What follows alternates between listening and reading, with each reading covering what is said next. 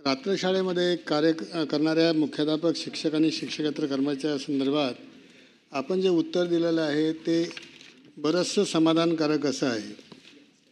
आपण त्यामध्ये असं नमूद केलेलं आहे की हे सर्व जे विद्यार्थी या ठिकाणचे जे विद्यार्थी आहेत ते दिवसा श्रम करणारे आहेत, कष्टकरी आहेत आणि त्यांच्या शिक्षणाची अवघड जबाबदारी या ठिकाणच्या शिक्षकांनी मुख्याध्यापकांनी ही पार पाडली आहे।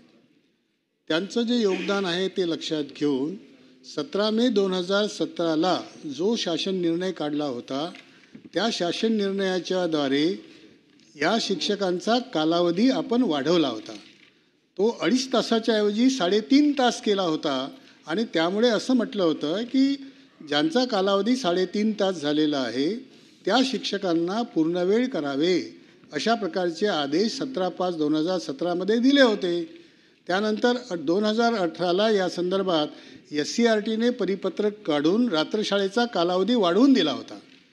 त्यामुळे हे ऑल ऑफ ए सडन झालेलं नाही। 17/5/2017च्या GR प्रमाणे हे सगळे काही जे पूर्णवेळ झालेत, पण त्यानंतर 30 जून 2022ला जो GR आपण काढला त्याच्यामध्ये मात्र हा 17/5/2017चा शासन निर्णय आपण अधिक्रमित केला आणि त्यामुळे काही शिक्षक हे पूर्णवेळ झाले आणि त्यावेळेचे काही शिक्षक पूर्णवेळ नाही झाले। याशिवाय आणखी मुख्याध्यापकसुद्धा जे मुख्याध्यापक फक्त रात्रशाळेमध्ये आहेत, हा जो विषय आहे त्यामध्ये फरक करण्याची गरज आहे। जे 2 ठिकाणी काम करत आहेत त्यांना अर्धवेळ म्हणूनच ट्रीट केला गेलेला आहे, पण जे एकाच ठिकाणी काम करत आहेत एकाच शाळेमध्ये त्यांचं पूर्ण त्या ठिकाणी लक्ष केंद्रित झालेलं आहे, त्याच्याकरता मात्र 3.5 तासाची शाळा करून रात्रशाळा करून आणि हे कष्टाचं काम आहे कारण तेवढ्यापुरतंच हे काम नाही आहे। त्याच्यानंतर शाळा 10 वाजेपर्यंत चालते, त्याच्यानंतरसुद्धा 1-1.5 तासपर्यंत बसून गृहपाठ तपासणं, उत्तरपत्रिका तपासणं हे सगळं लेखी उत्तरात दिलेलं आहे। सगळं लेखी उत्तरात दिलेले शासनाने त्याच्या पुढे सांगितले की आम्ही समिती केली आणि त्याच्यावरती त्याचा निर्णय लवकरच येणार आहे।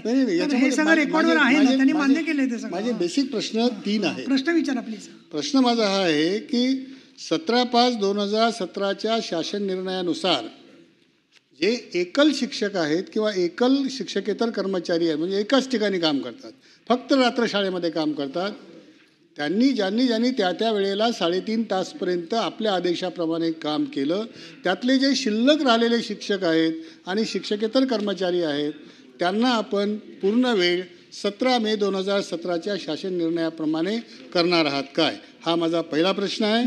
नंतर 20 जून 2022च्या आदेशामध्ये दुरुस्ती करून हा रात्रशाळेचा कालावधी आपण पूर्ववत 3.5 तास करणार आहात काय, हा माझा दुसरा प्रश्न आहे।